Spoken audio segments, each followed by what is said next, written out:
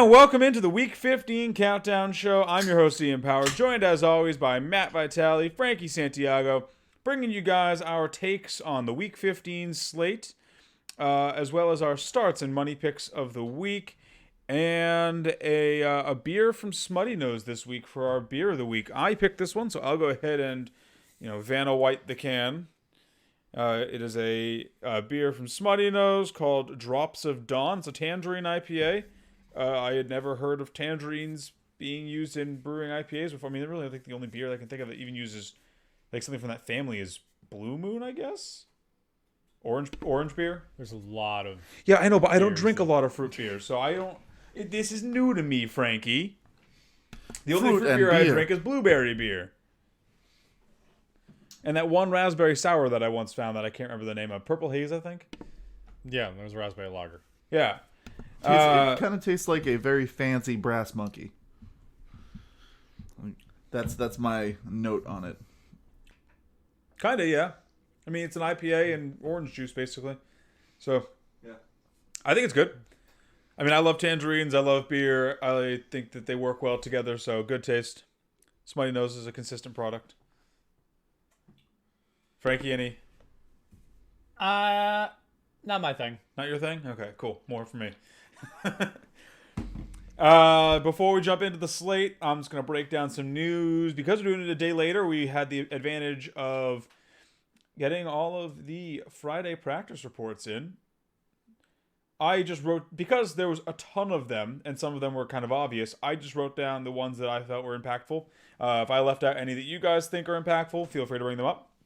Raheem Mostert, who earlier this week was getting an MRI, or further MRIs, full practice today. He's declared healthy for Sunday, no injury designation. So I don't know what's going on with that ankle.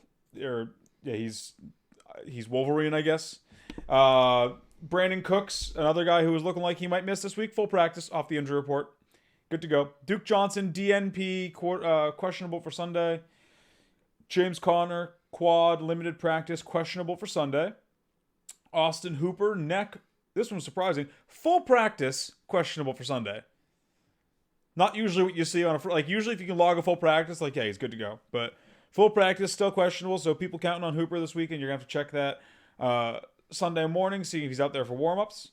Kyle Rudolph, foot DNP, declared out for Sunday, which means Irv Smith is in play.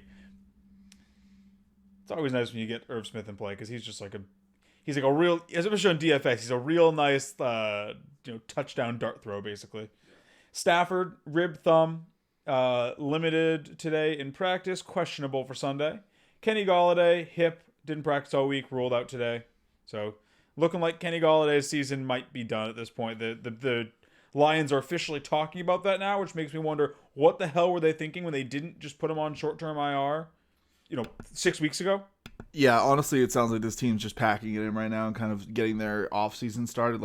I'm already hearing ramblings that they're looking at maneuvering away from Stafford. Oh, yeah, no, I've heard that. They're almost definitely trading. This is a team that once again is blowing it up, and Stafford is a, 32-year-old quarterback? He's not going to... If they rebuild again right now, Stafford is not going to be the quarterback of the future, so... Yeah, it sucks. He definitely... I feel like he could have had such a better career if he was surrounded. He still could. He could have... He's still young enough where if they trade him to a contender like Indianapolis... Yeah, he could go there and legitimately be in a position to win a ring with Indianapolis. He's got some time. Indy's a good team, good coach. Another one out there, I mean, depending on if he hangs it up, I've heard Breeze might hang it up after this year, so... It sounds like the Saints are not keeping Jameis Winston around. There's certainly a lot of places that he could go if certain jobs open up. San Francisco. If Big Ben and the Steelers can win this year and he hangs it up after a ring, sure. I could see him going there and basically playing. He's already the big tough guy who can sling it. It's kind of the same system for him with just better talent. Yeah, Stafford would fit in well in Pittsburgh, I feel like, and he's definitely a tough, more like blue collar player, I'd say. Even though I think he's from California, but hey, he's been playing football in Michigan for the past decade, so it's just it's sad to see all the talent on that team go to waste, though. Speaking of talent going to waste, Antonio Gibson toe doubtful for Sunday. We all kind of saw that, but they didn't officially declare him out earlier this week. So there was hope, and that hope was dashed against the Rocks today. Doubtful is basically just out, but they still want to like give them the chance. Another weird one. Actually, I'll skip past this one because this one's a bit of a blurb, and I'll come back to it. So Michael Thomas ankle ruled out. Bit of a surprise. Seemed like he was on track to play, but his teammate Drew Brees ribs ruled in. So bye Taysom Hill. Have fun riding the pine and coming in for weird like third and 11 Saints red zone plays. Yeah, I mean, they said he's going to keep his multifaceted role. I think that just means we're going to just see the classic pre-injury Saints come back, and it's going to look just like they did preseason, where no Michael Thomas. Basically, yes. Kamara and Cook are probably going to be the focal points here. I mean, this is a massive benefit for Kamara, though. Kamara's value was falling he had some good games, but no Kamara games. Kamara is leaps and bounds better when it's Brees under center instead of Taysom Hill. So if you're a Kamara manager, especially in a shootout against KC, you're over the moon that Brees is back. And then Julio Jones, like we all expected, hamstring out. They've already speculated his season's probably done. So this is just kind of a formality at this point. Sucks if you're Julio. You hate to see the greats sort of fizzle out like this, but he is getting up there in years, and this hammy's always bothered him. He can't play through it like he used to. And then the weird one, Zeke, calf, questionable for Sunday. But Mike McCarthy, when questioned about this, said he's a little further away than last week, but I still plan on playing him. Indicating that his injury got worse. After playing last week, Zeke's injury got worse, but Mike McCarthy's still planning on playing him. So if you're reading between the lines there, that's Mike McCarthy saying, I don't care about your injury, Zeke. We paid you. You're playing. You can't be too happy about that if you're Zeke. I mean, yeah, this is just... It's a strange statement. Have we talked about how much of a dumpster fire the NFC East is? It's also, that's just disrespectful at this point. Like, I mean, you put it perfectly. Like, he's basically saying... Which maybe he doesn't realize it because he's the one saying it. Yeah. Do you think somebody pulled him aside after and was like, hey, you probably shouldn't be saying stuff like that? No one on that team is tact. No, the owner is Jerry Jones. Jerry Jones like, yeah, get him out there. No, Jerry Jones absolutely thinks he owns Zeke. Yeah, no, I 100% think that I took it that way. I also took it that way that he's like trying to pull a Matt Nagy where it's like, oh yeah, he's playing. He's going to be out there a lot. And it's just going to be totally polar out. Like maybe Zeke gets 5 carries or something like that. Well, that's the thing too. It's like they have one of the best backups in football behind backups that you really want to have. One of them is Tony Pollard because he's such an explosive player. And he doesn't get on the field because he's playing behind Ezekiel Elliott. But if you've got a player like Pollard behind Zeke, just play him. Give your $100 million running back or whatever Zeke's contract was a chance to heal so you don't blow out his legs. Hey, they're playing for the playoffs now. No, right? they're playing for a high draft pick so they can replace Dak when they for some reason let him walk in free agency. That's a conversation for another time. Yeah. I just thought I was reading that and I was like, what is going on in Dak? This is the weirdest thing.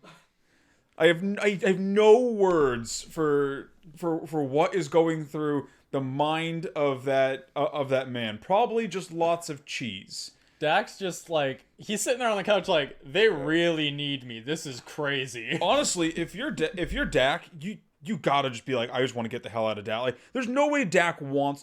Outwardly, he might say for PR reasons, yeah, I want to go back to Dallas. Dak doesn't want to go back to Dallas. You kidding? With how much of a dumpster fire that team is, bad coach, bad owner, bad manager. If I'm Dak, I am chasing that dollar and going somewhere else because people will pay him on the open market. Yeah, I can't see him staying in Dallas for the long term. Hey, there's a quarterback opening in New England if he wants to come up here. All right, let's jump on over to this slate. Before we fire it up, as always, if you aren't already, be sure to follow us on socials, subscribe to our YouTube channel, hit that notification bell. Really helps us out grow the channel, and as we are coming up on the end of the season, the more we can grow it right now, the better jumping off point we have next season. We are going to do some off-season episodes, but they're going to be a little more sporadic. So the more we can grow the channel right now, make a end of season push, so to speak, for that YouTube playoffs, the more we can be in a position to offer you guys more and better content next season. So help us out. Hit that subscribe button. Share with all your friends. It costs you nothing to do, and it helps us provide more accurate information for you guys next season. And if any of you end up winning your leagues, be sure to let us know. We love to hear about it. Also, I know we've helped some of you for a fact. We're watching you. Yeah. Who are we watching? All right. I have the slate in front of me here, and Got some Saturday games. I had forgot about that. I wasn't even thinking about the fact that we had Saturday games. That's right, we do now. It's truly the most wonderful time of the year.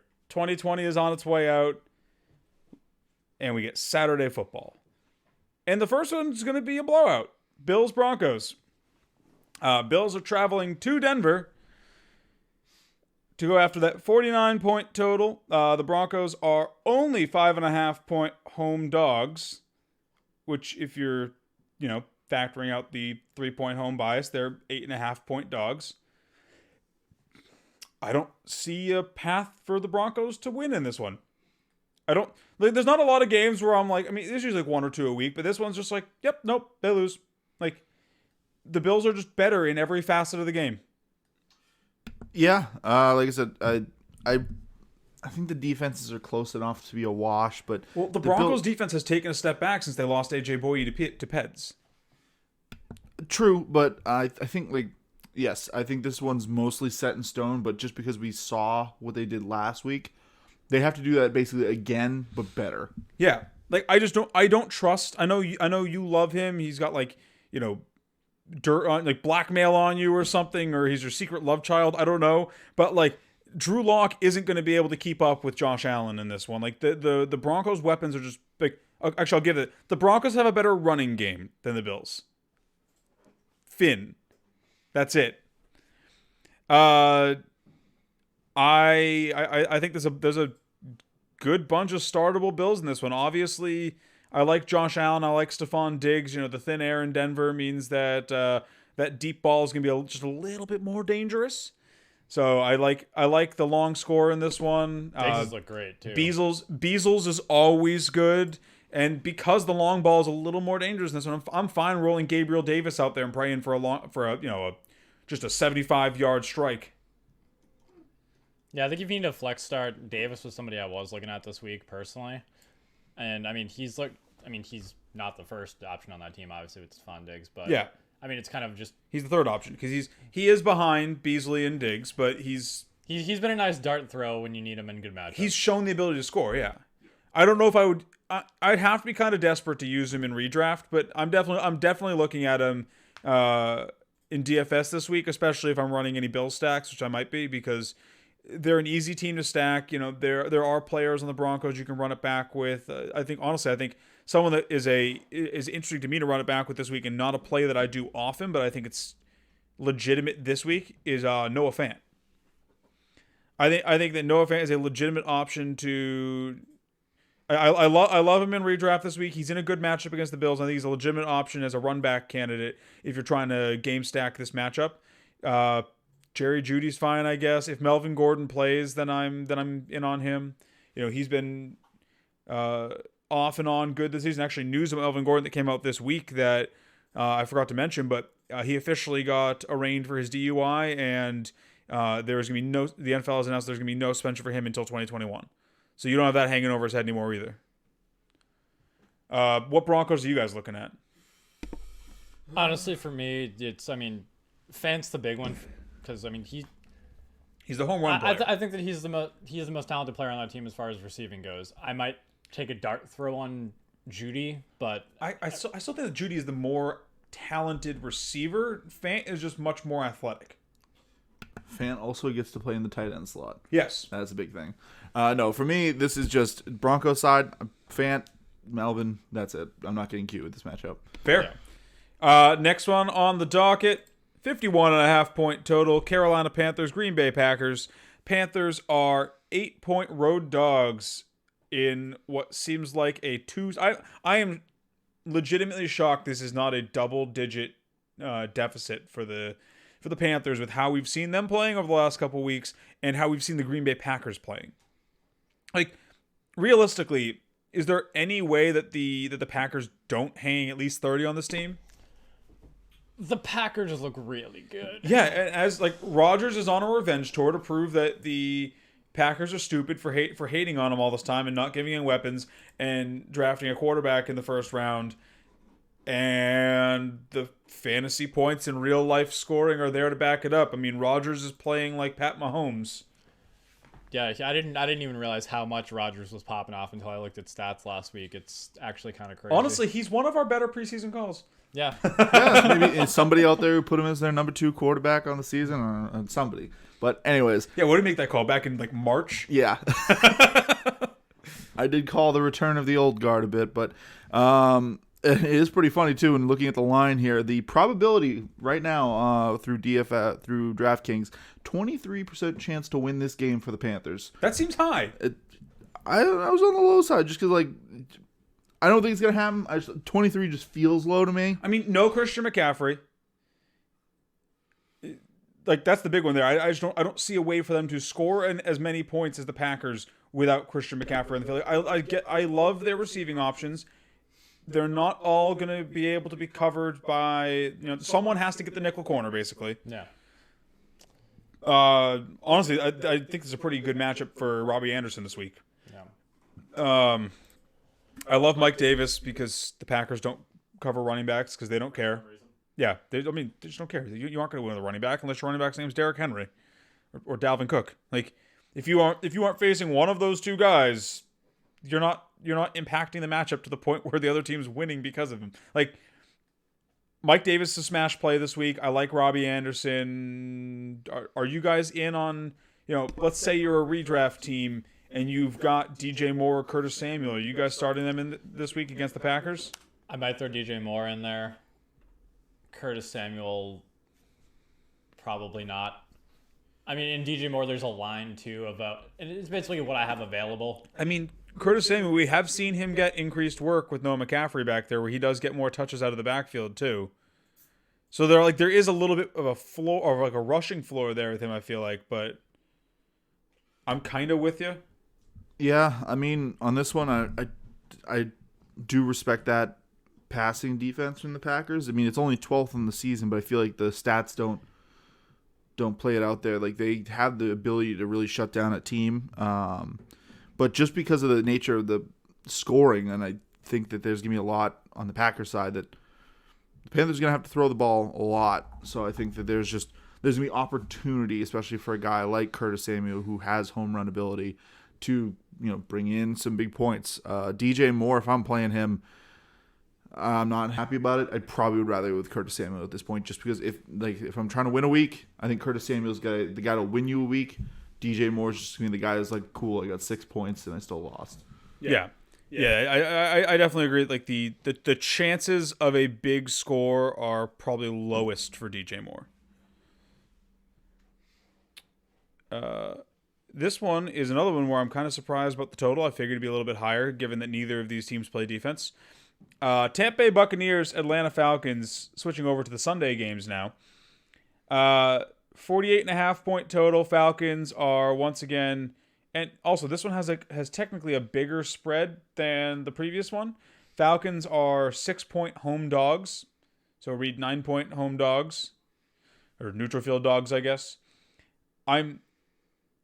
I guess I kind of understand it because there's no Julio, and the Falcons don't play well without Julio unless your name's Calvin Ridley.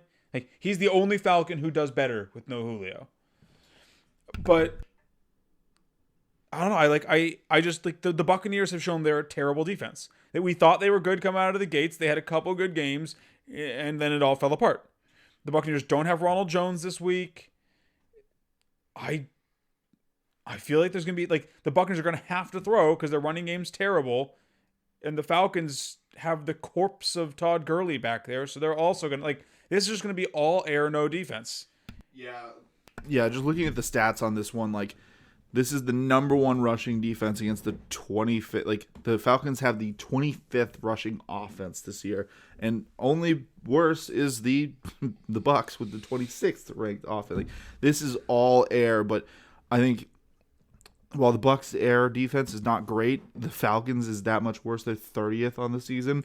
I mean, I'm looking at the wide receiver cornerback chart right now for matchups this week. Evans, Brown, and Godwin are all in extremely plus matchups. Yeah. They all have vibrant green matchups this week because Denard, Terrell, and Oliver, they're all just abysmal. Darquez Denard averaging 16 points allowed against him. He's expected to be on Mike Evans. AJ Terrell averaging 12.8 points against him per game. Expected to be on Antonio Brown.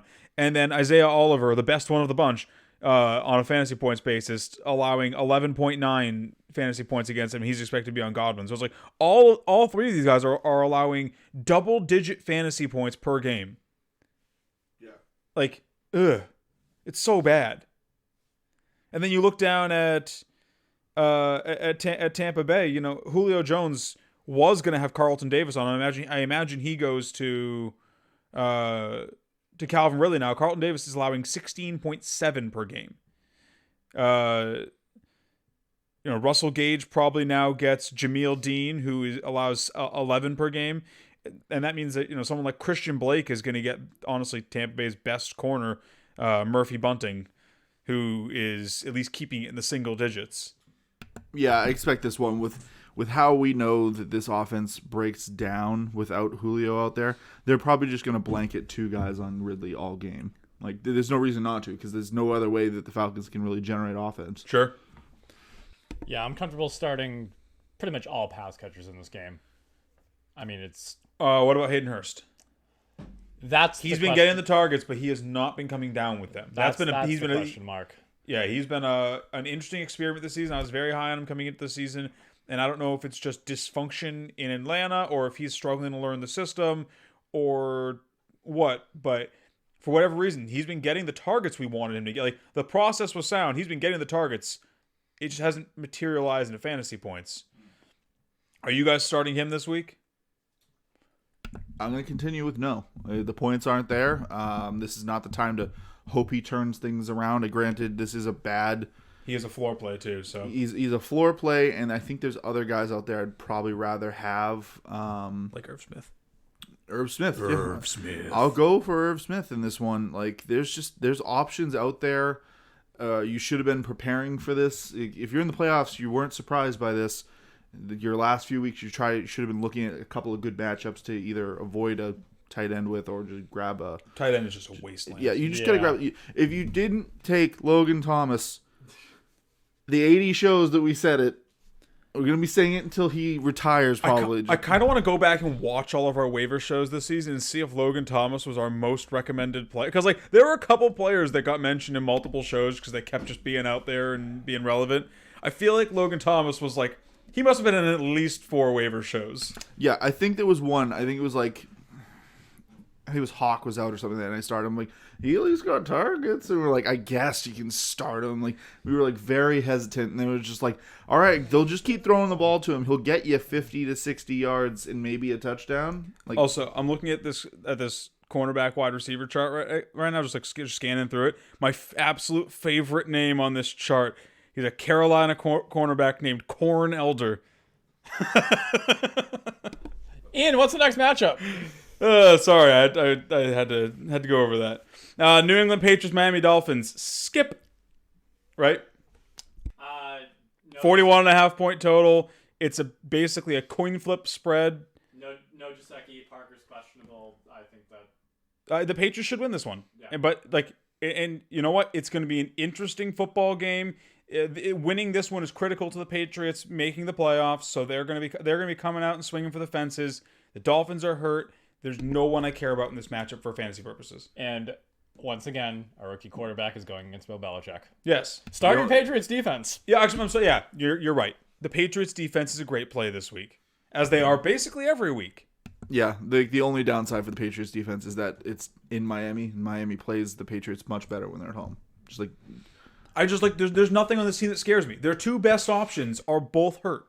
One of whom is definitely not playing. The other who's probably not playing. Like, I'm not worried about this Dolphins team because I don't see how they move the ball against the Patriots.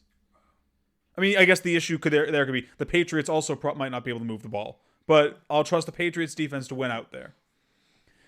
Seattle Seahawks, Washington football team, 43.5 total points in this game. Seahawks are coming into Washington 6.5-point favorites. Man, no Alex Smith in this one. He was ruled out yesterday, I believe. Terry McLaurin is it, I think. We're just not talking about, obviously Logan Thomas is in play. But like for non-tight end positions, I think Terry McLaurin's it. And then on the Seahawks side of the ball, there's some ugly plays on that side, but they're the Seahawks, so you have to play them. Yeah, this is a total that I feel like is way too low. Like, I don't. No, I think it's pretty. I like. We've seen Russell struggle in this part of the season, be unable to move the ball. Honestly, I feel like the only Seahawk who's going to have a good day is DK Metcalf. He's the only It sounds weird with how they started out to be in Week 15 saying, I don't trust the Seahawks, but I don't trust the Seahawks. The only Seahawk I am trying to stream over Russell Wilson this week. I'm just flat out benching Lockett if I can, because he is far too boom. He is like Deshaun Jackson on steroids. Like Deshaun Jackson wants to be Tyler Lockett when he grows up, based on how much Tyler Lockett booms and busts. Like, you can't start Tyler Lockett, I don't believe. I mean, if you're trying to just steal a week, isn't this the week to play the boomer bust guy? Like, so it depends on who else you have. If you're looking between him and other boomer bust guys, sure, because when he booms. But like, more often than not, he's a bust.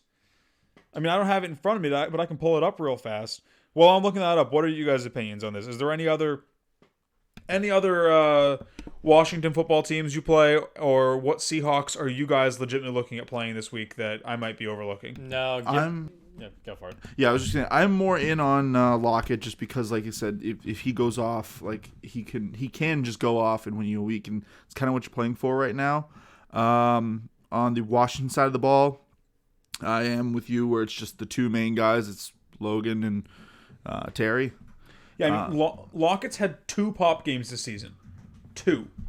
And of the 14 games they've played so far, he's only had 1, 2, 3, 4.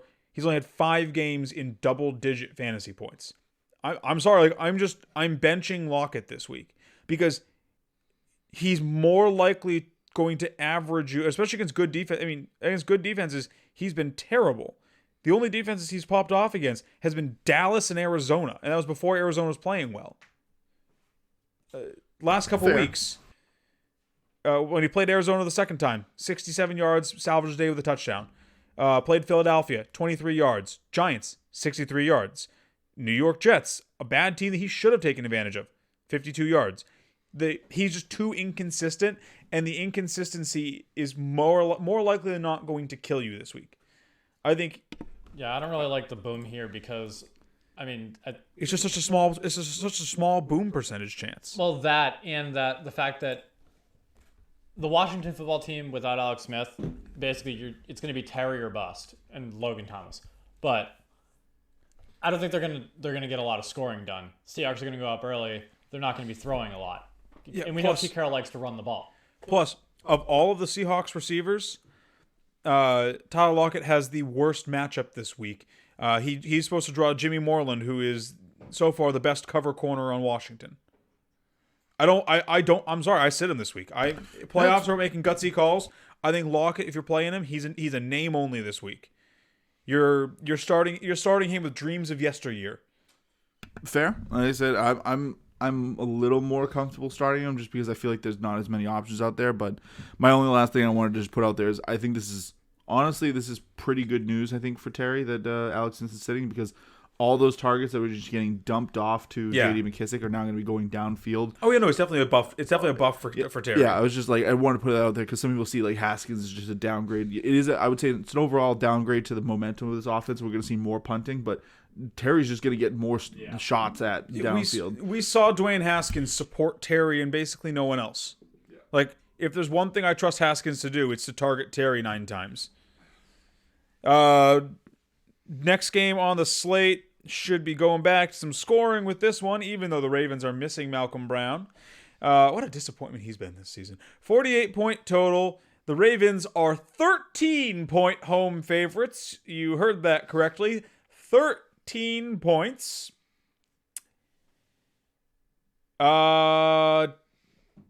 This one's going to be fun if you're on the Ravens side of the ball. Yeah, this one I just feel like this is a little bit of once again I'm checking my love here, but I feel like this is a little bit too much disrespect because the Ravens haven't looked great lately. I mean, they did just have a shootout with the Browns, but they've been like hit or miss. Lamar hasn't been himself this season. So I will.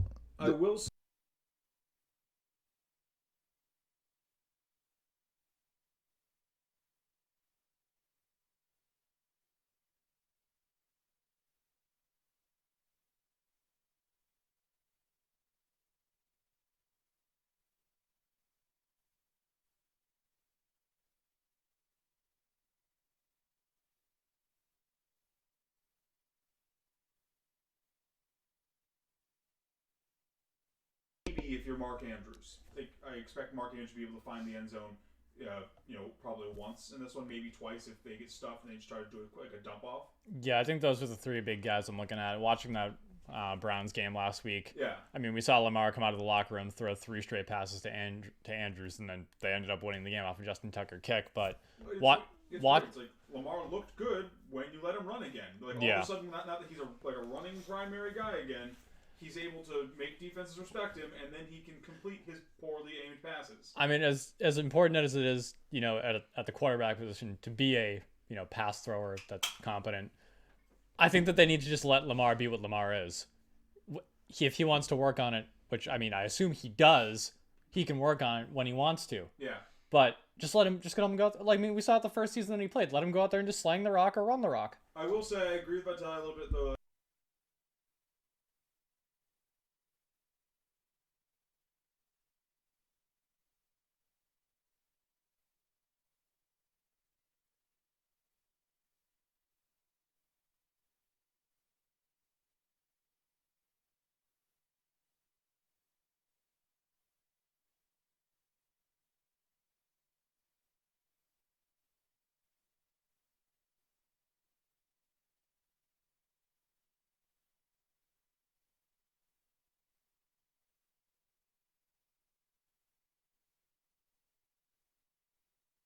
Yeah, like I said, I feel like it's just one of those ones where 13 just seems high to me for a disparity. Like this one I expected more for the Rams Jets game, but like I figured this would be like a 10, 11 or something like that. Maybe this is also from people just boosting this one up from dumping money on the Ravens for this one. They just saw the Ravens go off in prime.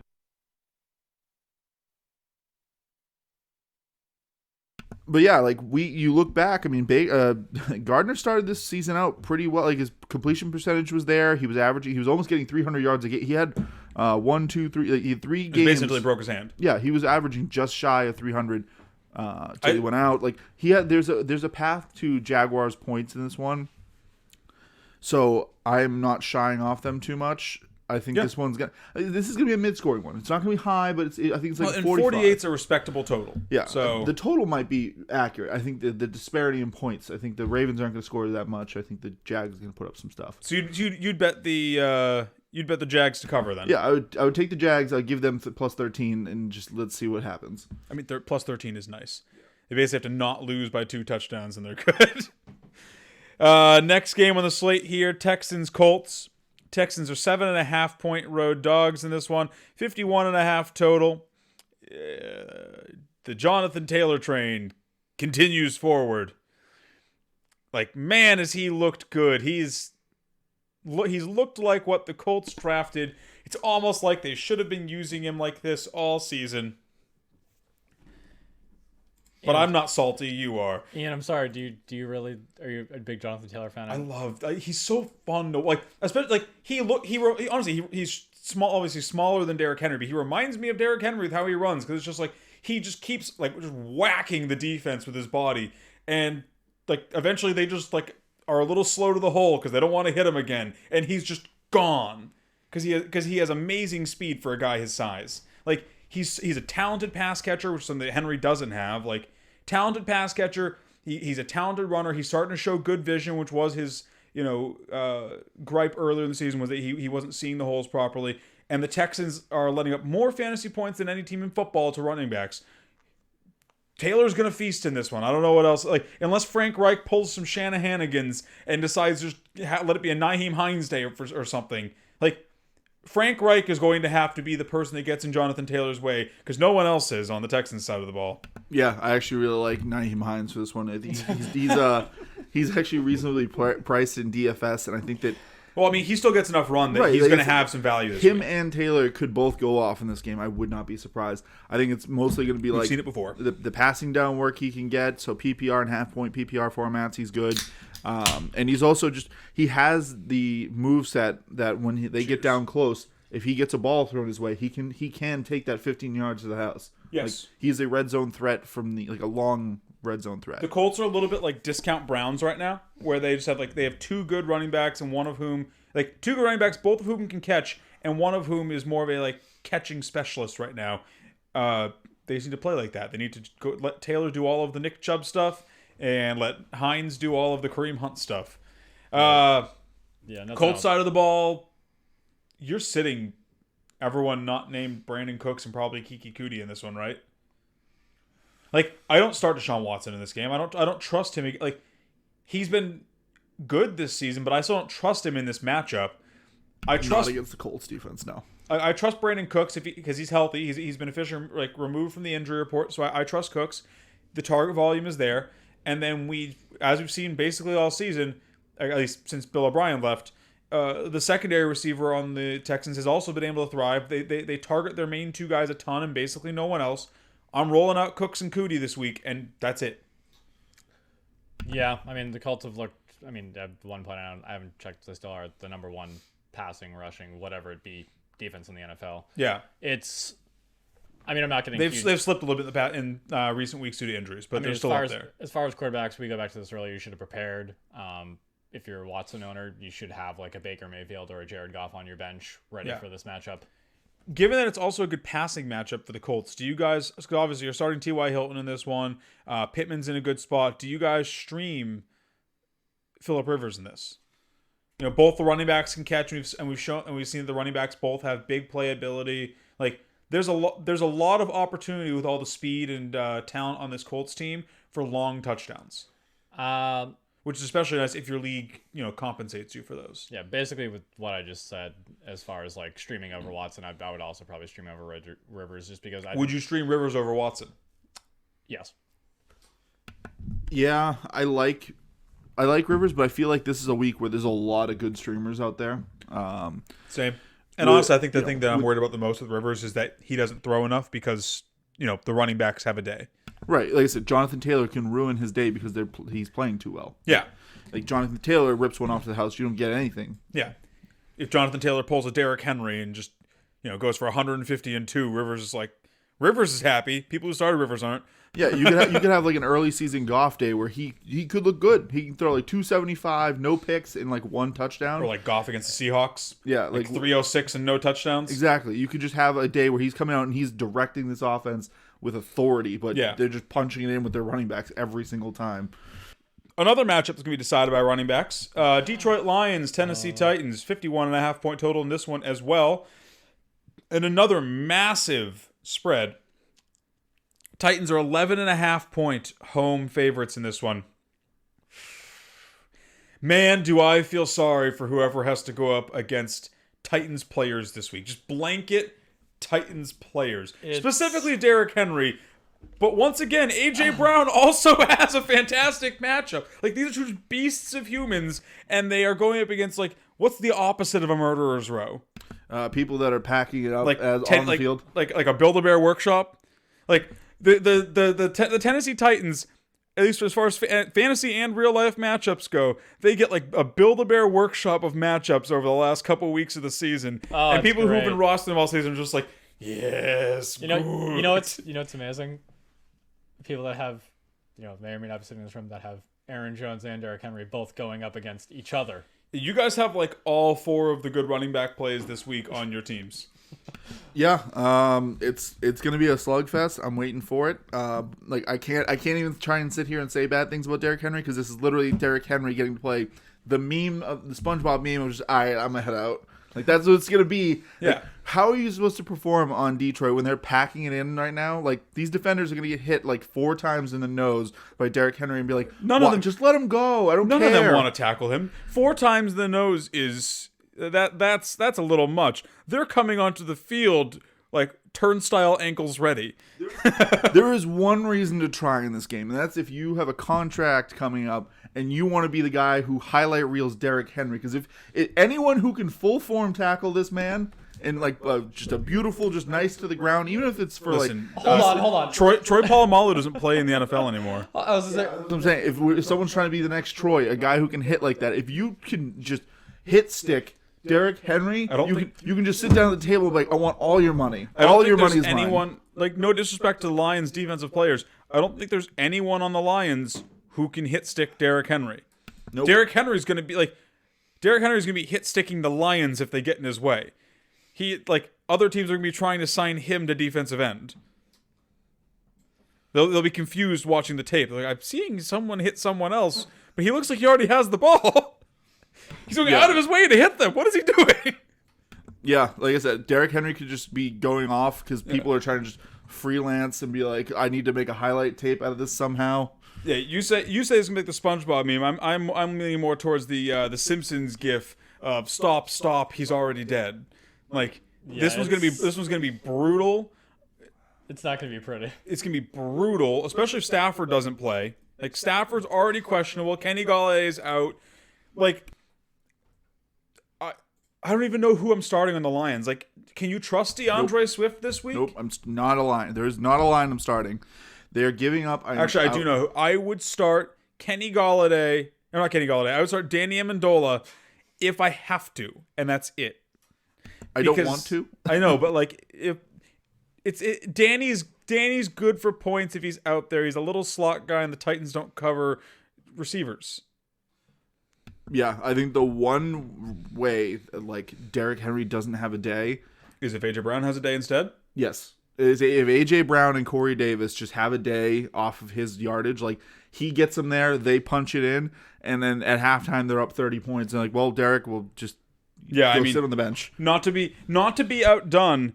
The Lions' pass defense is 29th worst in the NFL. Oh my God, they're awful at both running and passing defense. And they're the 31st worst run defense. So the Lions' two sides of their defense are just trying to see who can finish the season worst right now.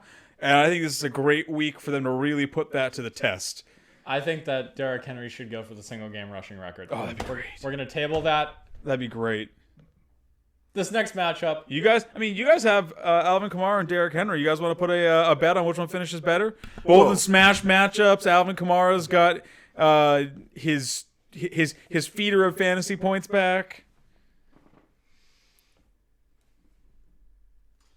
You're playing each other in the semifinals. We'll come back. We'll circle back. We'll circle back at the Saints matchup. Yeah, I was gonna say, I feel like I need some points on that one because Derrick Henry's getting the juiciest matchup in the juiciest spot ever. Kamara's got a good one, but it's not Derrick Henry good. Well, the next matchup here is going to be good for fantasy points on one side of the ball. Minnesota Vikings, Chicago Bears. Bears are heading into Minnesota. Somehow they're only 2.5-point dogs in this one. And I say somehow because I still don't see the Bears path to fantasy point. Like, sure, they've been playing a little bit better, but like, it's still Matt Nagy, it's still Mitch Trubisky and or Nick Foles, it's still sadly David Montgomery. Honestly, I feel like David Montgomery is going to be a good running back on someone else's team one day, because like he seems like someone who has talent and is unfortunately stuck on the Bears. You know, it's not often that you see a two-headed. Well, not monster, but you just see a two-headed quarterback system, and you're just like... It's like a two-headed pony. Shrug. You just feel bad for it. Yeah, the Bears need to figure it out. They need to just pick one and just roll with it. So, Bears, you're starting DeMont and Allen Robinson. Vikings, you're starting, what, everyone? Cousins, Jefferson, Thielen, Irv Smith, Dalvin. Yeah. Dalvin's mom, Dalvin's cousin. I assume they get just like runoff fantasy points. Yeah, I think the only one I'm probably not starting here is Kirk, just because I think there's better streaming options out there. Sure. Yeah, I can see that. I avoid Kirk this week if I can. 49ers, Dallas Cowboys, 45-point total. I think this is the lowest total the Cowboys have had all season. I thought they were going to rise out of Frankie. Okay, moving on. I guess he's just too desensitized to Cowboys jokes at this point. Dallas Cowboys are 3-point home dogs to the lowly 49ers, missing half their team. I like Brandon Ayuk in this one. He's great. And I guess I like Raheem Mostert because he's supposedly healthy and is playing the Cowboys. He'll be good for 3 quarters. That's a lot. I think 2 quarters is really all he needs to have a day against the Cowboys. 1 quarter he at least gets his points back. Are there any? I guess Jordan Reed at tight end is a fine tight end streamer. Any other 49ers you guys are looking at this week? That's about it. Yeah, that's pretty much it. Cowboys side of the ball, you're starting Amari Cooper. Finn. Yep. You're probably starting Tony Pollard if Zeke doesn't play. I would say, do you play Zeke if he plays? You have to. You literally have to play Zeke if he plays. You cannot sit Ezekiel Elliott in week 15 of the fantasy season. Like, with your season on the line, you are not sitting your first round pick. Even with the Niners being the 8th best rush defense? Who are you starting over him? If you draft Anyone. Ezekiel Elliott, you probably don't have people to start over him. I don't know. Like, it's been a long season. Maybe you were active on the wire. Okay, so hear me out. If you have Ezekiel Elliott and Pollard, who are you starting? Zeke. If Zeke is healthy, I'm starting Zeke. I'm not going to start his backup if they say he's healthy. Well, we don't know that he's healthy is the thing that I'm saying. Well, no, I'm saying if he is the starter on Sunday, I am not starting Tony Pollard. That's too cute. Also, just to put it out there, another reason why you might want to sit Zeke, they are the 32nd ranked rushing offense. They're the worst rushing offense. So they felt. Actually, is that in yards per game or is that just overall? Yeah, this is our average per game. Yards on the ground. So they fell past Houston and Pittsburgh. That sucks. So we're skipping this next matchup, right? Yes. All right. There is nothing to be said here. It is a 43.5-point total, and I think all of those points are on the Rams. You start your Rams, you sit your Jets, we're moving on. I mean, we saw it last week. It was you start your Rams, you sit your Jets, we're moving on. Yep. Arizona Cardinals, Philadelphia Eagles, back to a decent total in this one. 49 points. Cardinals are 6-point favorites in this one. They get to have the Eagles come to them. I mean, Kyler's supposedly fully healthy again, so I think Kyler's back to being a smash start. If that AC joint's no longer bothering him, they're going to let him start running again, which is clearly the key to the success in that offense because the O-line still sucks. But if Kyler is running and throwing, good things are happening there. If good things are happening for Kyler, good things are happening for DeAndre. Those are really the only 2 Cardinals I'm interested in this week. Yeah, for me, it's just quarterback and DeAndre. Yeah. Eagles side of the ball, I think Jalen Hurts is a great streaming option this week if you don't have any of the better ones kicking around out there. Miles Sanders, also end of list. Dallas Goedert, I guess. Yeah, for me, it's 2 people on the Cardinals, 3 people on the Eagles. It's so weird. It's such a high total game, and there's so few players that I like. I'm just looking at the total, be like, there's got to be someone I'm overlooking that I should start here. My brain's like, no, that's it. It's going to be a random Eagles wide receiver that gets the touchdown. And maybe this like the Jalen Reagor game. Yeah, it's gonna be Reagor, Sanders, and Hurts is probably going to run 1 or 2 in. Yeah, that's probably where it's all going to come from. All right, let's get on to the last 4 o'clock matchup here. Should be an exciting one. 52-point total. Saints are 3-point home dogs against the Chiefs. I imagine that line came out before Drew Brees was announced as the starter. I feel like it'd at least be a neutral line if they knew Brees was starting. It's about fair. Like, I could see that. The Chiefs have been playing hot. The Saints. I think you at least got to give the Chiefs the Saints another point at home for Breeze, because Breeze is objectively better than Taysom Hill. He moves the game better. For sure. I think it's just that the Saints have been playing so lately, and the Chiefs are playing playoff football right now. Sure. So, I mean, with this one, like a big upside with this one is this could be a Super Bowl matchup. This could be what we're looking at for Super Bowl in February. No. I say no because I don't see the Saints getting there. The Chiefs definitely. The Chiefs are absolutely looking good enough to get there again. The Saints have been just too fluky. They've been beat by bad teams on occasion. Too many injuries, but it should be good for fantasy points this week. I mean, the Saints are awful against tight end, and I don't know if you guys have heard about this up and coming tight end named Travis Kelce, but he's gonna be. You're hoping that your Travis Kelce manager is already out of the playoffs at this point this week, because Travis Kelce's gonna be a problem. Garrett is not, so. Right. He's not. The Saints are really bad against tight end. So, Travis Kelce's going to have a day. Tyreek Hill, you're starting him. Patrick Mahomes, no question. We're back to the only question on the Chiefs. Do you start a running back in this one? Nope. Okay. And then Saints side of the ball. You're starting Breeze. You're starting Kamara. You're not starting Latavius Murray because Taysom Hill's not back there anymore. You're starting Jared Cook, who vaults up in the tight end rankings with no Michael Thomas back there, and Drew, and like the combination of Breeze coming back and Thomas leaving. You're like, Jared Cook. Do you play any Saints receivers that aren't named Alvin Kamara or Jared Cook in this one? Manny Sanders is the only one I was going to say is that's the question for me. Do you start Manny Sanders or not? I say yes just because of the total and the need to throw here. So I think that there is. As much as Breeze can just sit a whole game and just keep whipping the ball to two people, he's going to need to move it to somebody else if he wants to produce enough to keep up with the Chiefs. So you say that, but Alvin Kamara can basically do like the job of two players when you actually let him play. Yes, but I feel like the Chiefs at least have a clue. They're a well-coached team that should be able to force him to go elsewhere. I think if they're going to be smart, and I think, Sean Payton's a good coach, I think he's going to scheme up some stuff to try and open up that, Alvin Kamara work. So, sure.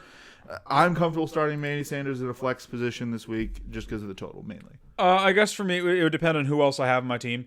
But if I'm not stacked at wide receiver, if I don't have another flex option I'm comfortable with, yeah, high total, missing the number one option, sure. There are definitely worse.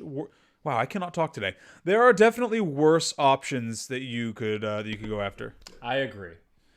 Cleveland Browns, New York Giants. Back to the low totals, 44 points. Browns are 6.5 point road favorites in this one. I agree. The Giants don't have a prayer. The Giants have looked. They've looked better. They look good for a team that's missing a lot of important pieces. Their defense has played outstanding. It's not going to matter against Nick Chubb and Kareem Hunt.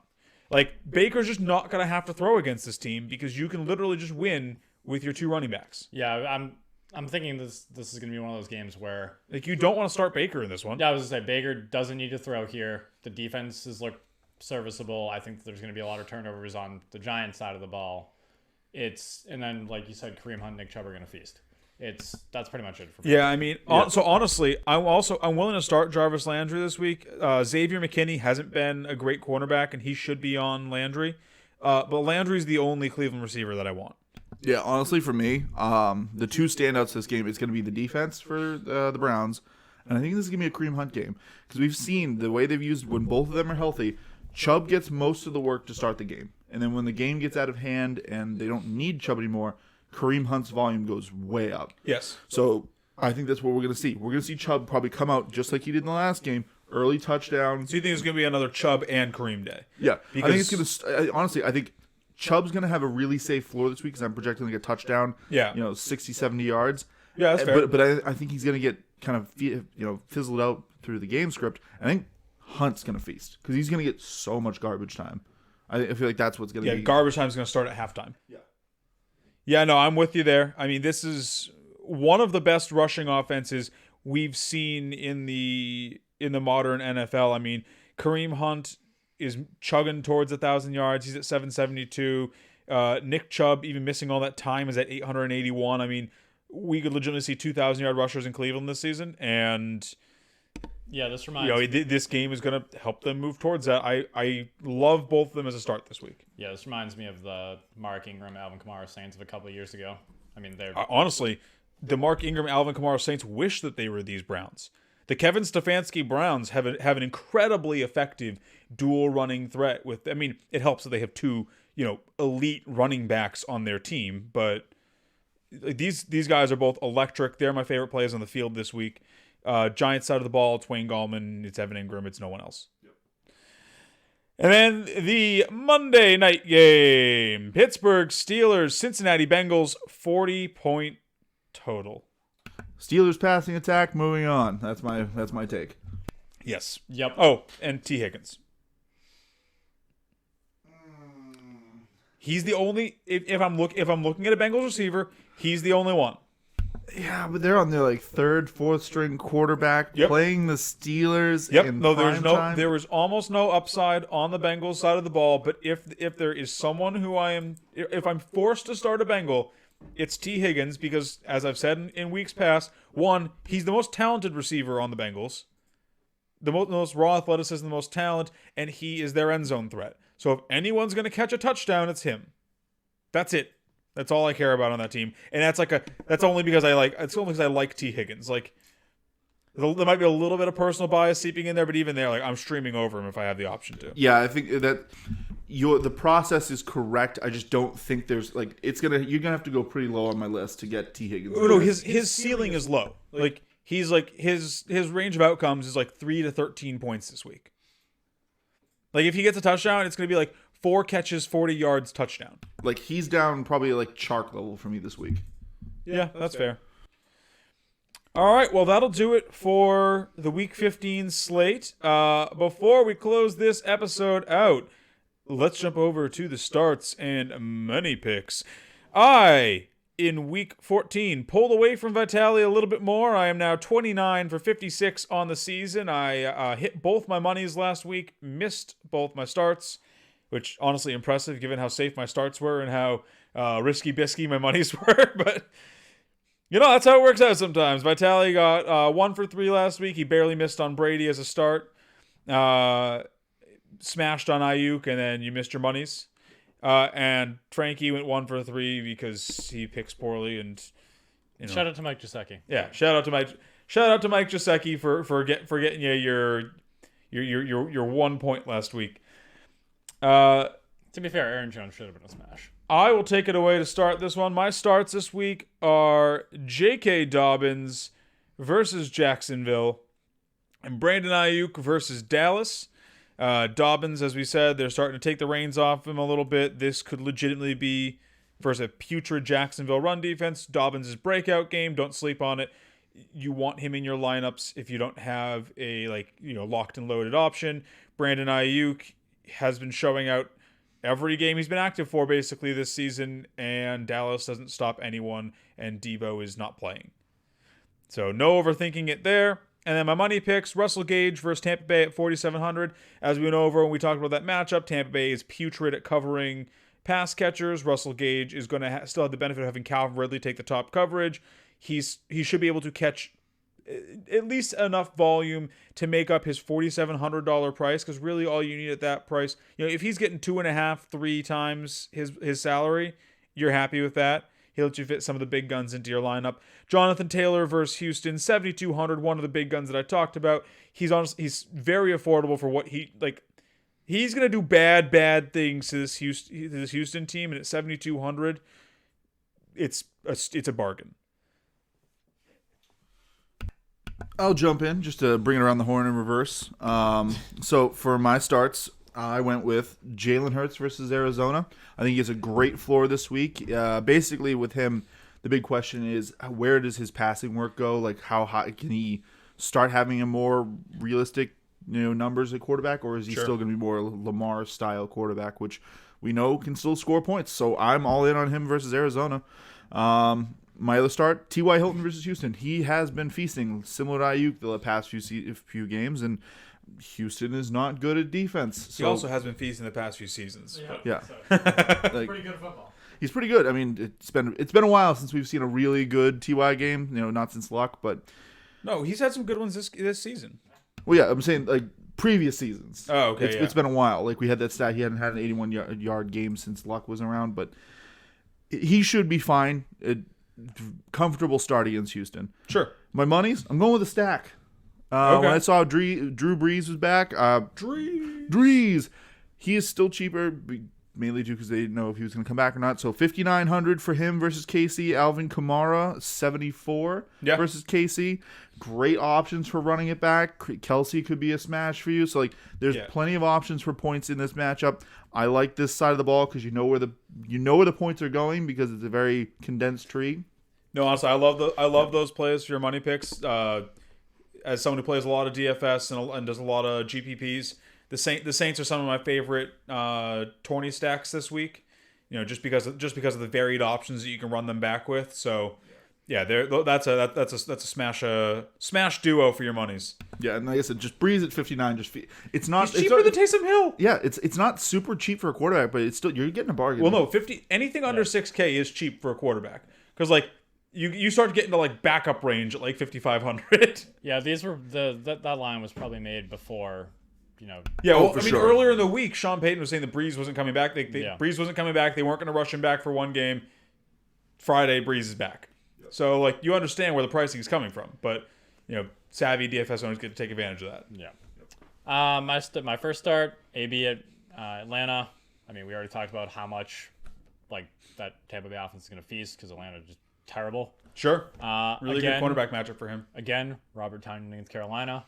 Aaron Rodgers is stat padding. Really likes him on the goal line. He's getting a lot of red zone looks. And we know that he's not going to use Aaron Jones. I'm not salty or anything. Watch, it's going to be Aaron Jones, 4 total touchdowns. I would love it. 176 on the ground, 56 through the air. He can do that next week after he gets 17 yards. Haskins in a quarterback. So for my first money, Terry at Seattle, 6,600. Sure. Same reason as AB. Seattle doesn't cover receivers for some reason. And a salute to Mike Davis for all he's done this season. Man, remember when he was only a couple week play? Yeah. You know what? No point spending your budget on Mike Davis. Christian McCaffrey's coming back real soon. At 6,500.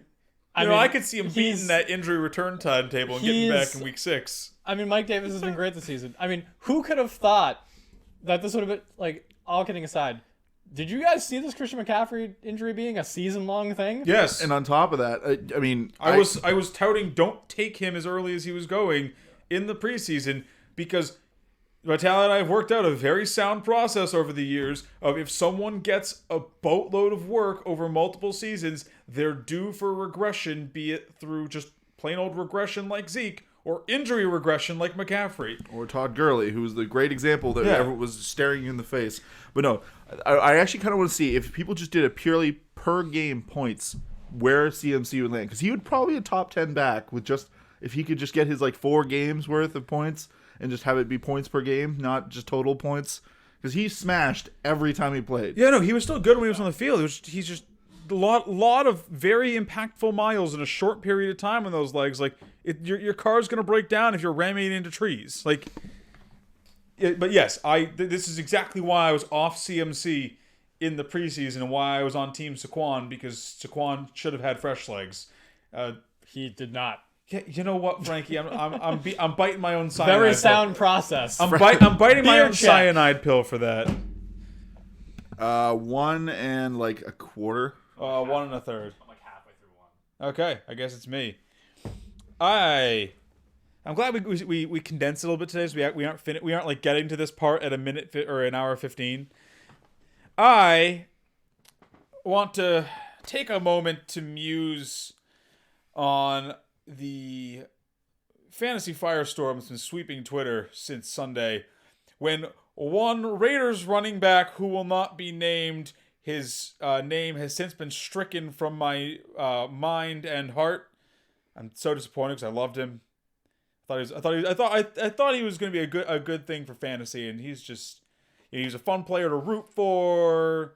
The Raiders were becoming a fun team to root for. Gruden's goofy, Waller's awesome. And then Sunday morning happens. It's like 11 o'clock ish. Player who will not be named posts on his Instagram story that you shouldn't put him in his lineups this week because he's not playing. And fantasy Twitter exploded. They were like, "Is he a decoy? Or is this all just Gruden gaming it?" And then, about half an hour later, he put out a note saying a lot of heated fantasy managers over this middle finger emoji. And everyone realized they were being trolled by Josh Jacobs, who has since come out even more against it and really let the world know about his disdain for fantasy managers. I thought you said you weren't naming him. I had to for a second there because it's faster than saying player who will not be named. Fear of the name only increases fear of the thing itself, Frankie. Mark Twain said that. I'm so over this. Like, especially with all of the players that we have now in the NFL who are like full on in support of fantasy. They love like communicating with the fans, and like, yes, I understand. And you know what? I have to be fair too, because I've come out against fantasy managers shouting at NFL players. Like, you still shouldn't do that. Just because this player decided to, be a dick and, slash back in sort of an unfair way at fantasy managers doesn't give you guys carte blanche to go tweeting at them now. Still don't do that. But like, it's so tone deaf of number 28 to come out and just roast the industry that pays his salary, because fantasy has dumped so much money into the NFL. It's the way of basically the NFL getting the next generation into football, and it's a way to make it so that the people don't just care about their home team. It's a way so that a third market team, a nothing team like the Oakland Raiders or the now Las Vegas Raiders, actually have fans. Because no one that isn't living in the city of Oakland cared about them before fantasy football became a thing.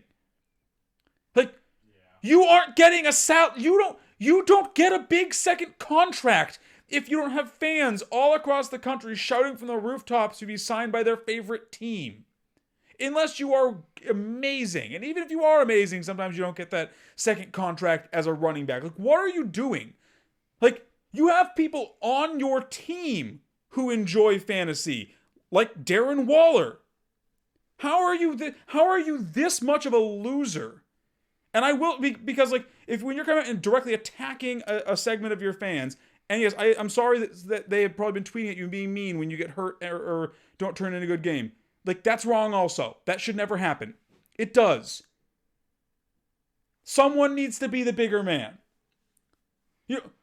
Look, I look at George Kittle or Juju here, like two, very friendly players who have both, been outward about their support of fantasy football and who have both had their share of issues and have let fantasy managers down. I imagine they've got plenty of hate mail. You haven't seen a peep out of them about trying to troll or get one over on fantasy managers. Like, be professional. I'm sorry. Twitter trolls aren't always going to be. But you can. I'm sorry. I had to rant about that because I saw that and I was like, that's Bush League. Like, that is just straight up Bush League to pull something like that, because that also just doesn't affect, like, that doesn't just affect fantasy. Like, that affects everyone who relies on the NFL as a business, and you see a player come out and say he's not playing, now you're like, okay, what's going on here? Like, that is a Bush League thing to do at 11 a.m. on Sunday morning when you should be prepping for a game. Yeah, that's I mean, you have to kind of attribute this to him being a younger player. No, I don't give him the pass of being a younger player. I'm not saying give it a pass. Because Juju is the same age as him. There are plenty of younger players who are able to keep a lid on it or, figure out ways to like Kenyon Drake literally addressed it in a better way, where he put out a joking tweet saying, "Man, I'm glad fantasy doesn't pay my bills." And he had a follow-up tweet where he talked about how it basically kind of sucks that people tweet at players when they aren't doing good, but at the end of the day, it doesn't matter. It's like you can be an adult and address this. He addressed it in literally the worst way possible. Honestly, I would just not address it, because when you reach a certain level of, I guess we'll call it status. I mean, honestly, you shouldn't care what anybody says on the internet to begin with. But if you're out there, I know that all these verified accounts have their notifications off because or otherwise it would just be flooding. I think Matthew Berry said it best when he was talking about this, because honestly he was the most vocal person I saw about it on Twitter this week, where it's like he likened it to himself, because Matthew Berry, a massive celebrity at this point thanks to fantasy football, he's been doing it for longer than anyone basically, and you bet, like, he was like, yeah, I get a ton of hate mail. How often do you see me chirping at fantasy managers mad at me because I made the wrong call? It's like, you are expected when you're a public professional to have a certain level of resilience and tenacity, and to, even if it's getting to you, to not respond in that manner. That's the Antonio Brown way of responding. Yeah, like this, to me, this is like the new generation of like fans throwing shade. Like, it's more acceptable when you're in stadium. Like, if you're going to a home game. I disagree. I don't think it's ever acceptable to chirp players like that. But and like I said, I had this level of vitriol for fantasy managers who were doing it. So if Josh Jacobs is basically coming back and adding fantasy managers and doing the same thing, it's like, that doesn't make it better. That's just two people throwing acid at each other now. You're both getting acid on you. Right. What I'm talking about is, like, yes, going directly to his account and sending something over the line because they had a bad performance on your fantasy team is bad. But, like, the original version of this was when your home team and either one of your guys on your team was dogging it, or they were playing you and you were trying to get in their head, so that it was like a mutual back and forth. Like, you're allowed to, taunt the crowd. Kobe did it all the time, taunting the crowd back. You can yell stuff at them. Like, it's a back and forth, and there it's like, but then it leaves, and it's supposed to be like, that's kind of like, so we throw shade at players when they like go at the fans in the crowd when they say something. Yeah, and then we also go at the fan for like throwing something, saying something that's too far, like calling them a bum, booing them.